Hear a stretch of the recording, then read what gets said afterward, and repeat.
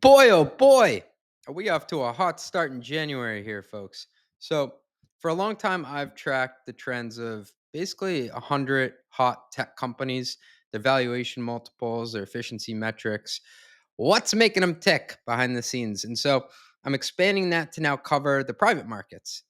And I've been working at high growth tech companies for at least 10 years now. And part of my job as a CFO and as someone on the finance side has been to translate the macro to the micro of what it means for our company. And a lot of that is how do we get the business in a shape that, will improve shareholder value, as they say, or basically like what makes a valuable company. And so I partnered up with some folks, including Plural.so. They're the data providers for this, and MUFG, my favorite bank in the middle market. They have middle market technology banking practice, brings together the most experienced, most connected tech bankers in North America with the generational commitment of a 3 trillion global powerhouse behind them.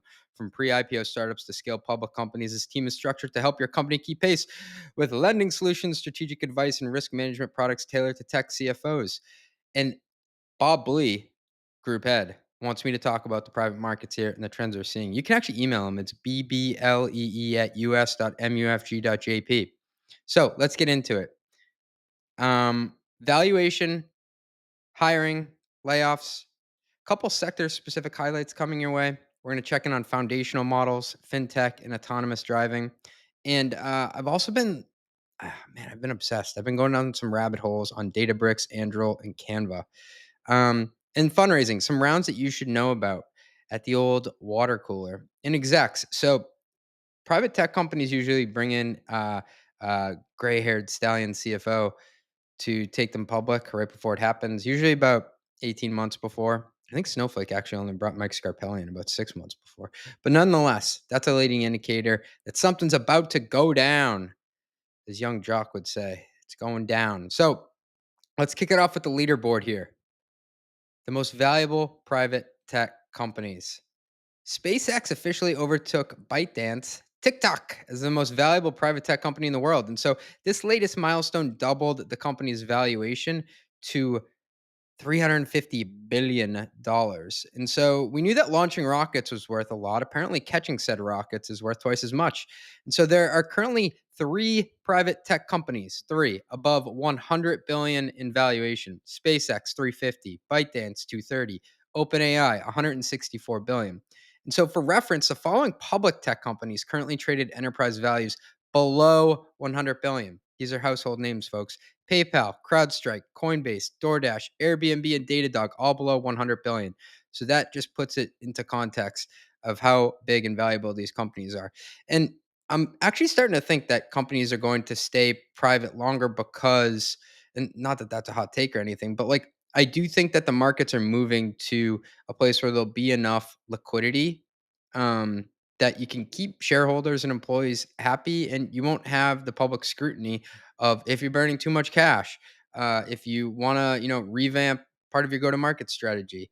And we'll talk about that with DataBricks in a little bit here. But first, some headcount trends. So when it comes to tech companies, people are the biggest investment. About 70% of SaaS expenses go towards headcount, making hiring trends a leading indicator of future revenue growth or contraction. And so the haters are probably shaking their head right now and like, CJ, did you not hear about this whole AI thing? Did you not hear about how we're trying to be more efficient? Blah, blah, blah. Okay, yeah, I get it. So maybe you can use GitHub Copilot to code a bit faster. Maybe it makes your engineers work quicker, maybe use some Grammarly to make sure that you don't have any social faux pas in your emails. But like, are you really going to just purely rely on agentic BDRs these days? Like, I think hiring in general, is a great leading indicator that things are going well at the company and that you're ramping your capacity to both sell and build products. So with position.so, we tracked headcount across 5,000 private companies to uncover some trends. And so I filtered for companies with more than 500 total employees who've also raised more than 500 million in capital. And so these companies increased total headcount at the fastest rate year on year. So first, XAI. I don't know how many companies Elon has these days. I don't know if he has more companies or kids, but a lot of both. High volume game he's playing. Uh, 1,371% year-over-year growth. They're at 1,300 people, which basically means they went from nothing to something in a year. They have 67 roles open. A couple other ones to call out here. So OpenAI, they've grown 220% year-over-year. They have 5,000 people on board.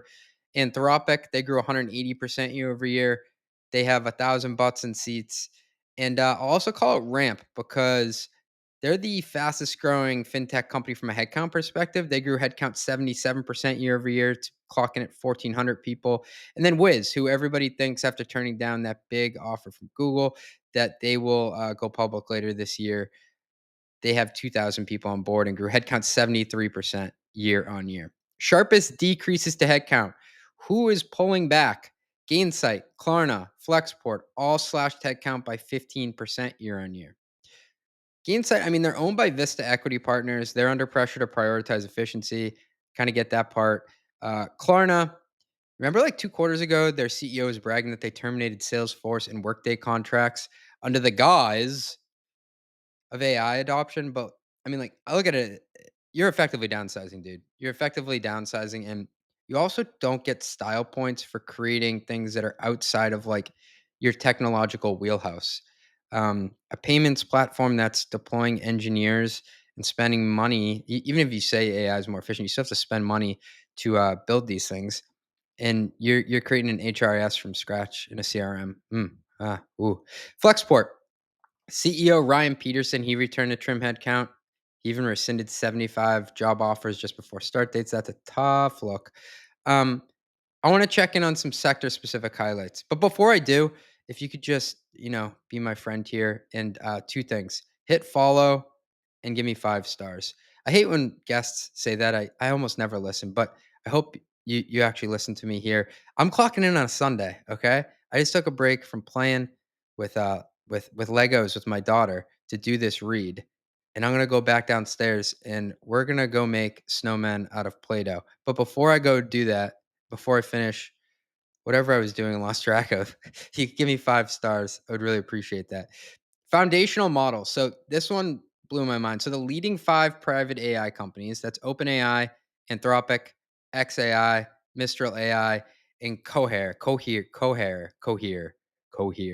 They've raised a total of $100 billion. And so this pales in comparison to DeepSeek, everyone's new favorite uh, Chinese company that could be shut down someday by the U.S. government. Apparently, they raised 5.5 million in funding to spin up a worthy competitor. I mean, my spidey senses go up whenever I hear a number out of China in general. I mean, I think that they kind of fib on their GDP growth by at least 2 percentage points, and that's on like 4-5% growth. So basically, lying about half of it. Um, so, well, I mean, even if it did take them 11 million to build it, that would be impressive. But still, whenever somebody throws a number out there like that, 5.5 million, I think of Jin Yang from uh, from Silicon Valley, like being behind all this. All those memes were funny. Like, okay, here we go. Let's build a worthy competitor with like no money here, and copy something. I thought that was hilarious. OpenAI, their valuation, it stood at 9x Anthropics until mid-January, and then Anthropic was like, "Hey, hold my beer. We're raising at 60 billion." That did cut the gap to less than 3x. But if you look at their revenue, and Furkan Khan, which is also a great name, Furkan Khan, he came out with this report where he estimated both their annual revenue and their revenue mixes, which was even more fascinating. And so apparently OpenAI is at about a $5 billion revenue run rate, and Anthropic at about 1 billion. So Anthropic closing the gap in valuation, less than 3x. OpenAI is still generating 5x more revenue. But if you dig into the components of that revenue, about 3.6 of the 5, so like 75-ish percent, 73%, off by 2%, is coming from chatbot for OpenAI. So that's ChatGPT. Think of that as largely B to C facing. They are starting to get enterprise deployments where it's a company paying for it, and a lot of people expense it too. I see it come up all the time in the credit card data. And then 1.4 billion in API feeds. So definitely concentrating more on the chatbot these days. And then if you look at Anthropic, the mix is way different. So it's 850 million or 85% coming from the API feeds. which are usually paid for by businesses, and behind the scenes, largely behind the scenes, right? You don't always know who's powering the application. And then 15% or 150 million from the chatbot subscription. So it's just like a total reversal. And I think we often group these foundational models into like the same category. And yes, they are competing in many respects, but there are many ways to skin the cat. And there's a lot of ways to make money in this market. So revenue mixes different. Uh, Overall, though, we treat them the same. Fintech. Five privately held fintech companies with valuations above $10 billion. And Chime is the only one predominantly focused on B2C. You got Stripe, Revolut, Chime, Plaid, and Brex in the top five. And I think everybody focuses more on the B2B side. I don't know, maybe it's sexier, but we talked to Matthew Newcomb on the podcast, CFO of Chime, and they're building an absolute behemoth over there. They're rumored to be IPO bound in 2025, so keep your eyes out for that. And like we said before, Ramp, growing headcount the fastest among fintech companies. If I look at the valuations of Brex versus Ramp, who are always, talking that talk on Twitter, Brex is at 12.3 billion, latest known valuation, and 1,400 people. Their headcount went down actually 6% year over year, and Ramp 7.66 billion, so about 60% of that in valuation, and their headcount's 1,300, about 100 people less, and they're growing their headcount. So we'll see what happens there. Something fascinating as you watch fintechs expand their product roadmaps and therefore their TAM is what strategy you take. Do you build or do you partner? And Brex, they partnered with Navan, also a highly valuable private tech company, the artist formerly known as Trip Actions. And Ramp said, we're going to build it ourselves. So TBD on what happens there. But I think it's fascinating that two companies that have somewhat similar product offerings, and you can always say this thing's different, that thing's different. And I agree to a certain extent, but like they took a very different path when it comes to travel. Autonomous driving. That space is becoming pretty crowded despite a major player effectively dropping out. So you got Waymo and Cruise that I want to talk about. Waymo recently surpassed Lyft in ride volume within San Francisco. I've never been in one of those Waymos, but like that turbine thing that's always spinning around, that kind of freaks me out. Um, I digress. Cruise. General Motors announced it's shutting down its Cruise robotaxi unit, which effectively ends Cruise, the previous operation, at least as we know it. And the company is now going to focus on integrating autonomous driving technology into personal vehicles. Uh, and their headcount declines reflect as much. They've slashed headcount by 23% year over year. Let's talk about a couple companies that I'm keeping my eye on. DataBricks. So they're prioritizing growth over cash flow. Their closest competitor is Snowflake. DataBricks is closing in on Snowflake's 3.4 billion in revenue. I had clocked DataBricks using our friends at Position.so at a $2.4 billion run rate to close 2024. I think they're closer to 2.7 or 3 now. But they're burning a lot more cash, right? Different strokes for different folks. So uh, on the revenue side, Databricks is growing about 60% year over year. 2x is Snowflake's estimated next 12 months, 28% analysts estimated growth rate, but they're burning a bunch of cash. How much? I don't know, but they keep raising money. I think they're on like LMNOP round by now. I think they're gonna mess around and run out of letters. But like, this is a reason why you may never have to go public. If you get big enough that there's enough float for your shares and your management is open to secondaries, they keep people happy and you can stay private longer. And as a result, their valuation is 62 billion. That puts their mark 5 billion higher than Snowflake's current market cap of 57 billion. So private market investors still favor growth over free cash flow by about 2.5x, I think, if you ran an old regression on it. So Anduril, from battlefield to boardroom. So they recently secured 450 million in 30-year tax credits to build a $1 billion factory in Ohio. Kind of reminds me of when the rich sports team owners force like some local community to pay for their stadiums. They should build their own. You're already rich. But Anduril, pretty cool, getting the tax credits there to build a big factory. Their valuation 14 billion. That was their Series F. Makes them the highest valued private defense company at the moment. And their revenue continues to grow at close to 100% year over year.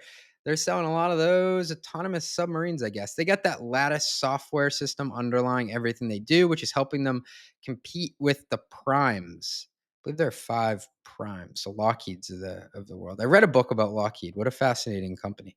Um, Anduril on track to break 1 billion by end of 2025. Let's talk about Canva. Folks out of Australia. B2C is going B2B. Their valuation in the secondary market, it recently traded down from 40 billion in 2023 to 32 billion now in at the start of 2025. But nonetheless, they've got to be like the most successful tech company to come out of there, out of that part of the world, other than like Atlassian. Um, I'm pretty impressed by how Canva is making this jump from predominantly B2C to B2B.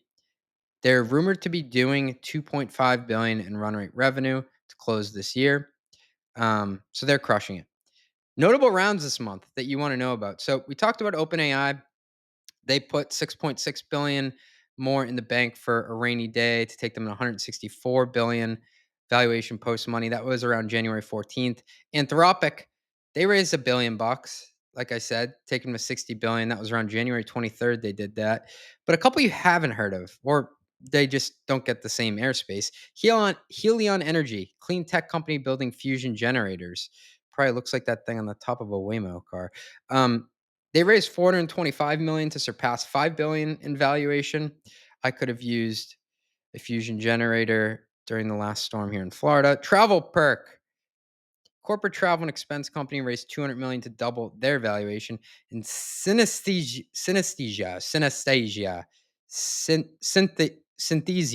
an AI video company that I can't pronounce, raised 180 million to place their valuation above $2 billion. Congrats. Wow. Okay. Let's round it out with some exec hires here. So Wiz, they hired a CFO. Apparently they were looking for one for over a year. That signals IPO prep is underway, right? Let's bring a steady hand to the wheel here. This one I'm excited about. Ramp announced internal promotion of Will Petrie to CFO. I think it's neat when you see somebody internally get the nod at a pre-IPO company to become CFO, because usually, like I said, you bring someone in from the outside who has a playbook, but there honestly like aren't that many public company CFOs who just like keep running it back. I don't know. Maybe it's because they make a good chunk of money once they do it once or twice, but like the roster isn't that deep. And I just think it's really cool that they're betting on their own guy. And Hadrian hired West Owens as CFO. So this wraps up the first edition, State of the Private Markets. Uh, I want to thank again MUFG, amazing bank to work with, and I want to thank Position.so. This data, I'm a data nerd. I love it. Until the next time we talk, keep holding down the fort. Please give this 5 stars. Once again, clocking in on a Sunday to give the people what they want. Stay tuned.